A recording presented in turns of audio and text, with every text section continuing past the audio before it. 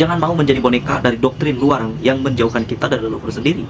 Sadari bahwa bahasa Sunda, budaya, dan jati diri bukanlah kelemahan, melainkan sebuah modal kekuatan sebuah bangsa untuk menjadi besar. Mari kita bangkit dalam kesadaran kolektif. Mari kita bangun kembali Pajajaran anyar sebagaimana amanat Uga Wangsit Siliwangi bahwa suatu saat bangsa Sunda akan bangkit dan bersinar lagi. Assalamualaikum warahmatullahi wabarakatuh. Sampurasun. Paralun anu kasuhun huning galih anu dipamrih ajrih kapihatur kahiyang rumuhun karuhun. Mudah-mudahan Gusti Nu Maha Suci Allah Subhanahu wa taala Pangeran Nu Maha Kawasa ngaping ngajaring ngajaga tur ngariksa ka masyarakat Tatar Sunda. Sejarah hegemoni Jawa atas Priangan dan upaya penghapusan bahasa Sunda.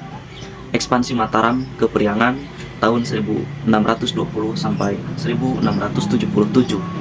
Pada awal abad ke-17, terutama di bawah kekuasaan Sultan Agung tahun 1613 sampai 1645, Kesultanan Mataram memperluas wilayahnya ke barat. Di tahun 1628 sampai 1629, Raja Sumedang Larang, Suryadi Wangsa, menyerahkan tahtanya kepada Sultan Agung. Dan setelah itu, Priangan secara de facto menjadi wilayah administrasi Mataram. Disinilah mulai hegemoni budaya Jawa Mataram atas Sunda. Bahasa Jawa digunakan dalam administrasi kepemerintahan.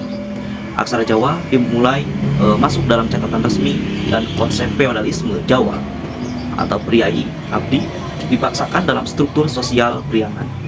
Bahasa Sunda yang dulunya bahasa istana dan leluhur perlahan digeser hanya menjadi bahasa rakyat jelata. Priangan di bawah kompeni pada tahun 1677 sampai 1705. Sejak perjanjian Mataram POC tahun 1677, Priangan resmi diserahkan kepada POC. Tetapi struktur pemerintahan yang diwariskan tetap bercorak Jawa Mataram. Nah, para menak Sunda saat itu dipaksa berperilaku ala priai Jawa. Dalam catatan Belanda abad ke-18, bahasa Sunda sering dianggap kasar, kampungan, dan tidak pantas dipakai oleh kaum pelajar atau kaum terpelajar. Sementara bahasa Jawa dianggap halus dan lebih beradab. Nah, stigma ini membuat generasi Sunda sendiri ragu memakai bahasanya di ruang formal. Dan abad ke-19, politik etnis dan pendidikan. Memasuki abad ke-19 hingga awal ke abad ke-20, Belanda membuka sekolah-sekolah untuk kaum pribumi. Namun, bahasa pengantar tetap menggunakan Belanda dan Jawa. Untuk kalangan priai, bahasa Sunda makin tersisih dan terus tersisih. Bahkan dalam laporan kolonial tahun 1860 sampai 1900, bahasa Sunda disebut sebagai bahasa terbatas dan kurang bergengsi. Stigma yang tertanam sejak Mataram berlanjut, bahasa Sunda dianggap kasar, tidak berpendidikan, bahasa tertinggal. Sebaliknya, bahasa Jawa Krama dianggap tinggi, beradab, dan layak dipakai oleh kaum bangsawan. Warisan feodalisme dan hilangnya jati diri. Hegemoni berabad-abad ini melahirkan fenomena psikologis. Orang Sunda Priangan terbiasa menganggap tata krama ala Jawa sebagai ukuran keluhuran. Padahal, di baliknya terselip sistem feodalisme dan perbudakan.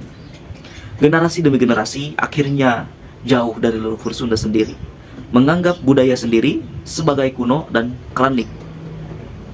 Yang paling tragis, bahasa Sunda secara tidak sadar menjadi alat untuk menghapus dirinya sendiri karena stigma diwariskan oleh hegemoni Jawa Mataram atau Jawa Mataraman.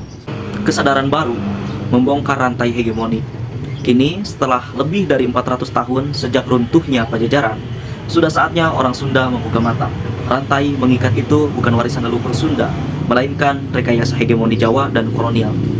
Bahasa Sunda bukan bahasa kasar, melainkan bahasa raja-raja Sunda, bahasa leluhur, bahasa yang kaya sastra dan filsafat hidup. Budaya Sunda bukan klinik, melainkan warisan kebijaksanaan agraris, egaliter, dan menjunjung. Nah, jangan lagi ada stigma buruk terhadap bahasa Sunda, baik di Priangan maupun luar Priangan.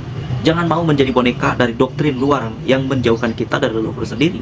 Sadari bahwa bahasa Sunda, budaya, dan jati diri bukanlah kelemahan, melainkan sebuah modal kekuatan sebuah bangsa untuk menjadi besar. Mari kita bangkit dalam kesadaran kolektif. Mari kita bangun kembali Pajajaran anyar sebagaimana amanat Uga Wangsit Siliwangi bahwa suatu saat bangsa Sunda akan bangkit dan bersinar lagi. Sampurasun.